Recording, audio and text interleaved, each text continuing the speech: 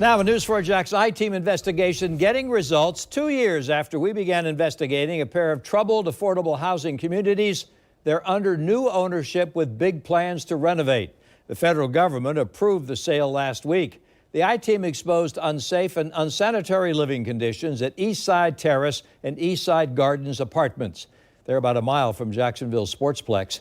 I-Team investigator Vic Micolucci takes us back to the apartments to show us changes that the new owners say will begin in the next 2 months.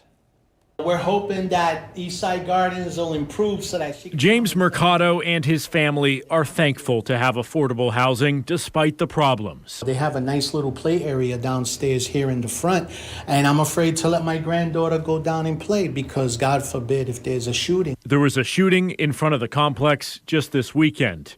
He's on disability with a fixed income and is optimistic about new ownership. We want to keep it safe. The I-Team has reported on issues at Eastside Gardens and its nearby sister property, Eastside Terrace, since 2021. The complex is plagued with rats, roaches, mold, and violence. I want to see what the residents want to see.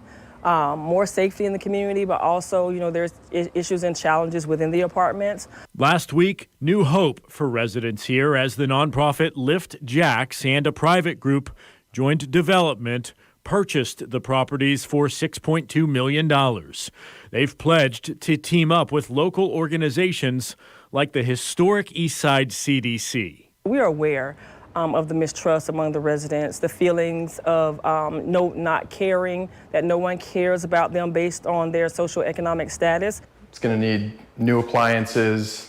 Besides security upgrades, Lift Jax's president tells us the first matter of business is to renovate 30 vacant units, which he hopes to open by January. Excited to show you the after pictures because I think it'll look pretty different. He knows he's inheriting big problems. The investors have budgeted for that as they plan to overhaul the two complexes inside and out, working around residents. And while renovations are in the near future, there's already new management here at the complexes. In fact, last week, the old managers turned over the keys when the deal was finalized. American Housing Enterprises owned the complexes with 270 total rooms for more than 2 decades. They fell into disrepair after the pandemic. The owner told us he was losing money as repairs cost more than HUD reimbursements. People here have been through ownership changes, been through management changes. They don't know you. Yeah. How do you build their trust and let them know that you're going to make good on your promise? Somebody once told me, trust equals promises made and kept over time. And that's what we have to do. We have to make promises, we have to keep them, and then we have to keep doing it again. As for the Mercados, we're grateful that they're here now. On the east side, Vic Micolucci, Channel 4, the local station.